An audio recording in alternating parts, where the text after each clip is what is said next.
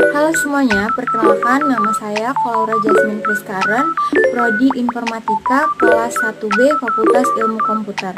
Jadi di sini saya akan menjelaskan materi yang berjudul Keamanan Komputer untuk mata kuliah penghantar ilmu komputer. Dan kepada Ibu Arlin selaku dosen pengampu, silakan menyaksikan.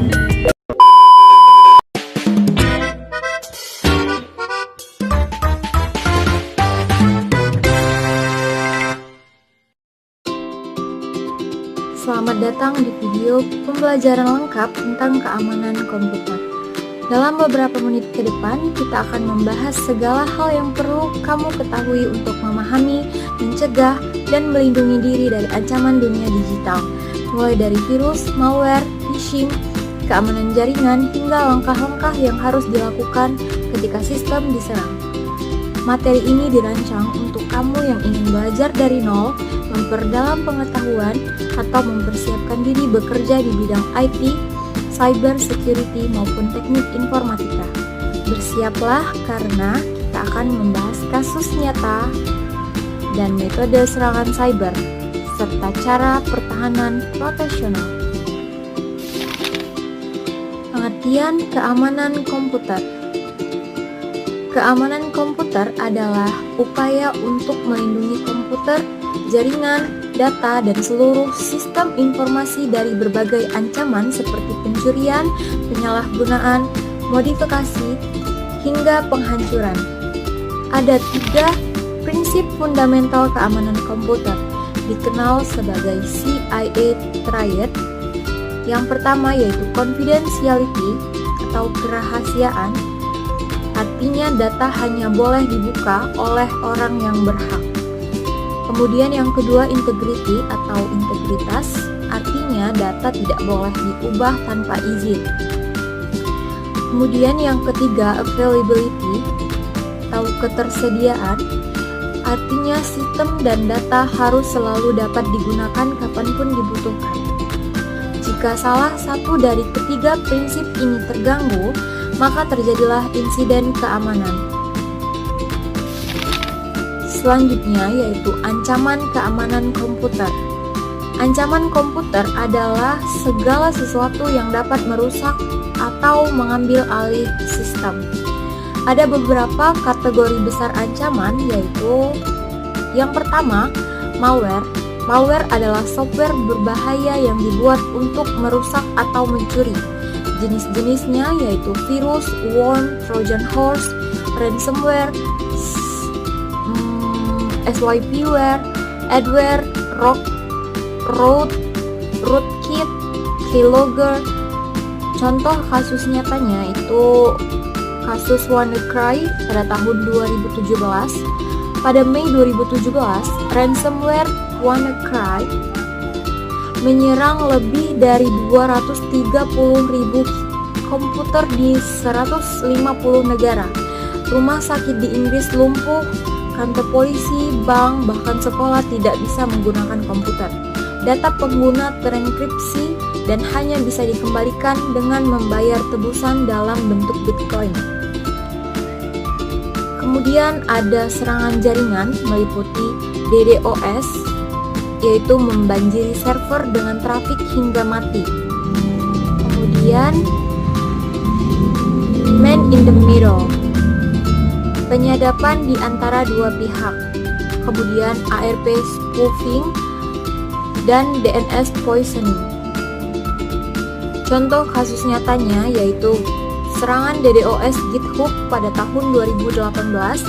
GitHub pernah mengalami serangan DDoS terbesar saat itu, mencapai 1,3 terabit per detik. Dalam beberapa menit, layanan GitHub tidak dapat diakses sama sekali. Kemudian social engineering, manipulasi psikologis untuk menipu orang. Contohnya phishing, spear phishing, scam hadiah, dan teknik pretexting. Kasus nyatanya yaitu penipuan CEO fraud. Pada tahun 2015, perusahaan Belgia kehilangan 40 juta dolar setelah seorang karyawan ditipu oleh email palsu yang mirip dengan email CEO. Selanjutnya yaitu jenis malware lebih dalam. Yang pertama yaitu virus. Virus menyisipkan diri ke dalam file lain dan menyebar ketika file dijalankan. Kasus nyatanya seperti virus I Love You pada tahun 2000. Virus I Love You asal Filipina menyebabkan kerugian 10 miliar dolar di seluruh dunia. Virus ini berupa email berjudul I Love You sehingga membuat banyak orang tergoda membukanya. Kemudian selanjutnya worm. Berbeda dari virus, worm tidak butuh host file dan bisa menyebar sendiri. Kasus nyatanya yaitu Code Red Worm pada tahun 2001. Code Red menyerang website pemerintah Amerika Serikat hingga memunculkan kalimat "Hacked by Chinese" di halaman resmi Gedung Putih.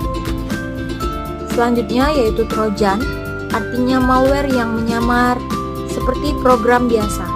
Contohnya Keylogger Trojan dan Backdoor Trojan. Selanjutnya ransomware, mengunci data dan meminta tebusan. Contoh nyatanya serangan ransomware pada pemerintah Baltimore pada tahun 2019. Semua komputer di pemerintahan Baltimore terkunci. Kerugian mencapai 18 juta dolar.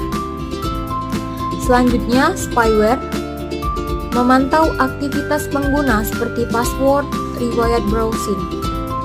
Selanjutnya, keylogger, merekam setiap tombol yang diketik korban. Materi selanjutnya yaitu keamanan jaringan. Yang pertama yaitu firewall, artinya pagar digital untuk memblokir akses tidak sah. Kemudian IDS dan IPS. IDS yaitu mendeteksi serangan, sedangkan IPS memblokir serangan secara otomatis. Kemudian ada VPN untuk mengamankan koneksi melalui enkripsi. Kemudian ada port dan protokol. Serta enkripsi menjaga kerahasiaan data. Contoh kasus nyatanya yaitu Facebook Data Leak pada tahun 2021, data 533 juta pengguna bocor karena enkripsi dan kontrol akses yang buruk. Selanjutnya yaitu social engineering. Mengapa manusia adalah titik paling lemah? Karena manusia mudah dibohongi. Teknik social engineering seperti phishing, voice phishing, smishing, baiting, pretexting. Contoh kasus nyatanya yaitu Tokopedia pada tahun 2020. Data pengguna Tokopedia bocor di dark web. Banyak akun diretas setelah korban terkena phishing password dan OTP. Selanjutnya, password dan autentikasi. Password yang kuat seperti minimal 12 karakter, kombinasi huruf besar, kecil, angka, simbol, jangan gunakan nama sendiri, serta ganti secara berkala. Yang kedua, autentikasi 2 faktor. Contohnya kode SMS, Google Authenticator, dan biometrik. Contoh kasus nyatanya, akun Twitter CEO Jack Dorsey diretas pada 2019 karena kelemahan pada sistem autentikasi operator seluler. Selanjutnya yaitu sistem operasi dan patch. Mengupdate sistem sangat penting. Mengapa patch penting? Karena celah keamanan selalu ditemukan. Contoh kasusnya yaitu Equifax breach pada tahun 2017. Perusahaan Equifax diretas karena tidak mengupdate komponen Apache Struts. 149 juta data bocor, termasuk nomor identitas. Baik, selanjutnya yaitu serangan hacker populer. Yang pertama itu brute force, menebak password secara otomatis. Yang kedua, SQL injection, menyerang database lewat input form. Contoh kasus nyatanya yaitu kasus Sony Pictures hack. hacker mencuri skrip film, email pribadi, dan data karyawan. Yang ketiga, XSS, menyisipkan skrip ke website. Yang keempat, Zero Day Attack, serangan terhadap celah yang belum diketahui publik. Selanjutnya yaitu keamanan data dan backup.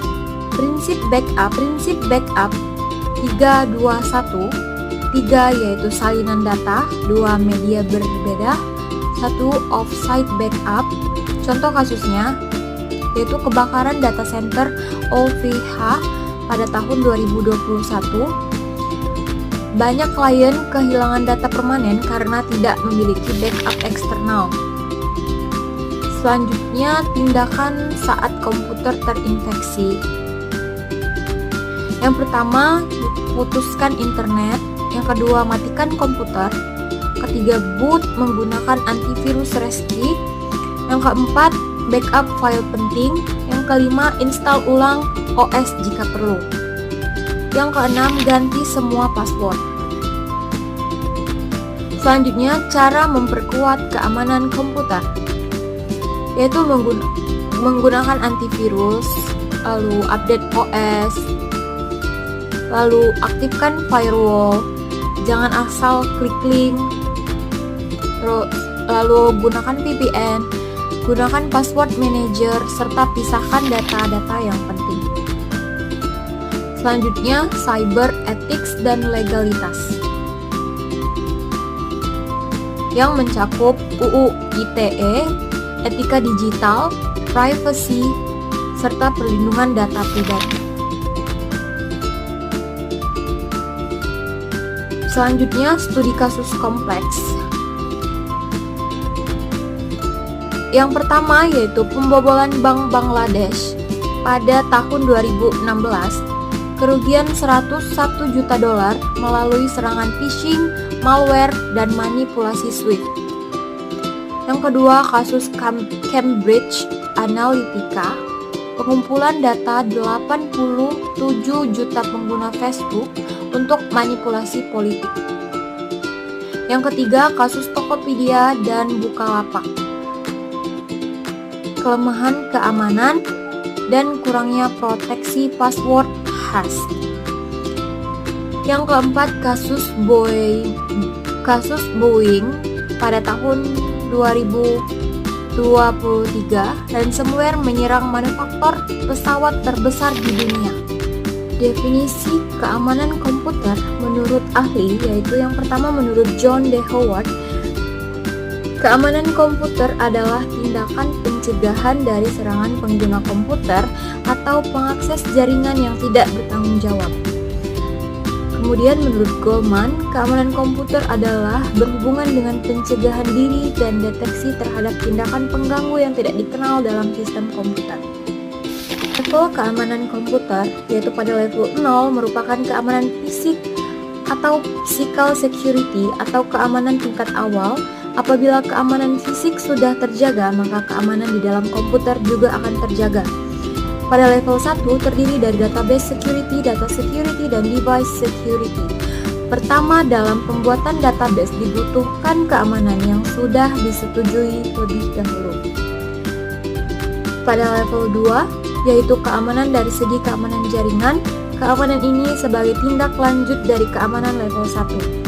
Kemudian level 3-nya merupakan information security, informasi-informasi seperti data yang dikirimkan kepada teman, file yang penting, termasuk data coding yang disimpan dalam komputer, masuk dalam level ini. Kemudian level 4, keamanan ini adalah keseluruhan dari keamanan level 1 sampai level 3. Apabila ada satu dari keamanan itu tidak terpenuhi, maka keamanan level 4 juga tidak terpenuhi. Saat sistem keamanan komputer, yaitu menjaga suatu sistem komputer dari pengaksesan seseorang yang tidak memiliki hak untuk mengakses sistem komputer tersebut. Sistem keamanan komputer semakin dibutuhkan saat ini seiring dengan meningkatnya penggunaan komputer di seluruh penjuru dunia. Selain itu, makin meningkatnya para pengguna yang menghubungkan jaringan LAN-nya ke internet, maupun tidak diimbangi dengan SDM yang dapat menjaga keamanan data dan informasi yang dimiliki. Faktor kenapa kita harus menggunakan keamanan komputer yaitu yang pertama meningkatnya penggunaan komputer dan internet, yang kedua banyaknya software yang pada awalnya digunakan untuk melakukan audit sebuah sistem dengan cara mencari kelemahan dan celah yang mungkin disalahgunakan untuk melakukan scanning sistem orang lain. Yang ketiga banyaknya software untuk melakukan penyusupan yang tersedia di internet dan bisa di-download secara gratis. Yang keempat meningkatnya kemampuan pengguna komputer dan internet. Yang kelima kurangnya hukum yang mengatur kejahatan komputer. Yang keenam semakin banyaknya perusahaan yang menghubungkan jaringan LAN-nya mereka ke internet. Yang ketujuh meningkatnya aplikasi bisnis yang menggunakan internet. Yang kedelapan banyaknya software yang mempunyai kelemahan atau bug. Jadi kesimpulan dari materi yang saya paparkan tadi yaitu keamanan komputer merupakan elemen fundamental dalam dunia teknologi informasi modern. Keamanan tidak hanya berkaitan dengan pemasangan perangkat lunak pengaman seperti antivirus atau firewall, tetapi lebih luas mencakup aspek teknis, kebijakan, manajemen risiko, hingga kesadaran pengguna. Dalam konteks akademis, keamanan komputer didasari oleh 3 prinsip utama yang dikenal dengan confidentiality, integrity, availability atau CIA triad. 3 prinsip tersebut membentuk kerangka konseptual yang memastikan data tetap terjaga kerahasiaannya, terjamin keutuhannya, dan dapat diakses sesuai kebutuhan. Ancaman terhadap keamanan komputer terus berkembang dari waktu ke waktu. Serangan tradisional seperti virus dan worm kini bertransformasi menjadi ancaman kompleks seperti ransomware, phishing, distributed denial of service (DDoS), hingga eksploitasi berbasis kecerdasan buatan. Hal ini menunjukkan bahwa keamanan komputer bukanlah kondisi yang statis, melainkan sebuah proses dinamis yang menuntut pembaruan berkelanjutan. Selain itu, faktor manusia juga tetap menjadi titik terlemah dalam sistem keamanan. Kurangnya kesadaran dan pengetahuan pengguna yang sering dimanfaatkan oleh penyerang untuk menembus sistem dengan teknik rekayasa sosial atau social engineering. Terima kasih telah mengikuti materi panjang selama beberapa menit ini. Semoga pengetahuan ini membuat kamu lebih paham, lebih siap, dan lebih bijak dalam menghadapi ancaman digital yang terus berkembang. Keamanan bukan tugas satu hari, keamanan adalah kebiasaan. Tetap waspada dan tetap aman.